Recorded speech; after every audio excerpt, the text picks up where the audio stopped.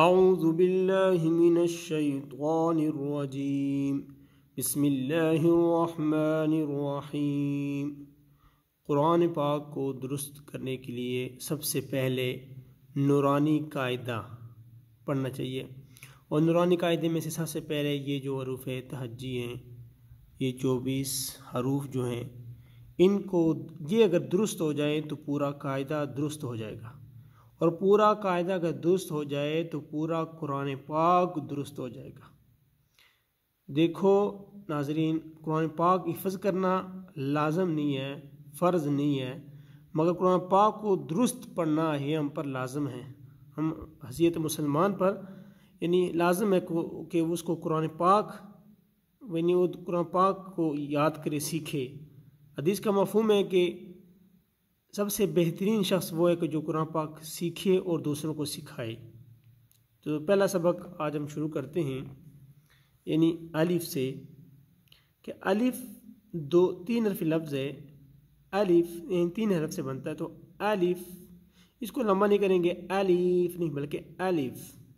با 2 حرفی لفظ ہے، با الف، یعنی اس کو 1 الف کے برابر لمبا کریں گے 2 حرفی لفظ کو، یعنی جو 2 حرف سے بنتا ہے اس کو 1 الف کے برابر لمبا کریں گے۔ با، تا، سا نرم حروف میں آتا ہے۔ سا زبان کی جو نوک ہے وہ اگلے سامنے جو داند ہیں اوپر والے، ان کے پیچھے زبان ٹچ کرنی ہے۔ سا، اس میں بالکل سیٹی کی آواز نہ ہو، یعنی سا اور سین میں فرق ہو۔ سین جو ہے نا سیٹی والا ہے، اس میں سیٹی ہے، سا میں کوئی سیٹی نہیں ہے، نرمی ہے۔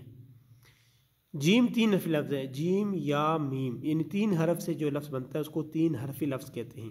تو 3 حرفی لفظ کو 4 الف کے برابر لمبا کریں گے۔ کیسے؟ جیم، ہا، حلق کے جو گلا ہے اس کو حلق کہتے ہیں، حلق کے درمیان سے جو نکلتا ہے وہ ہا۔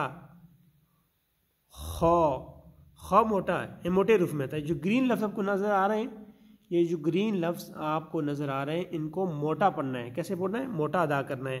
خا،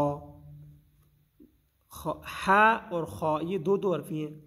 دال 3 حرفی لفظ ہے، دال الف لام۔ دال، زال بھی نرم حروف میں آتا ہے۔ زبان وہی جیسے ہم نے سا پڑھا تھا ویسے ہی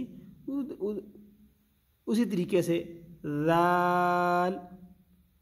رو، ٹھیک ہے، رو اونٹوں کو گول نہیں کرنا، رو بھی نہیں پڑھنا اور را بھی نہیں پڑھنا، بلکہ اس کو پر کرنا ہے، پر پڑھنا ہے۔ رو کے بعد زا سیٹی والا لفظ ہے، یعنی زال اور زا میں فرق ہونا چاہیے، زا۔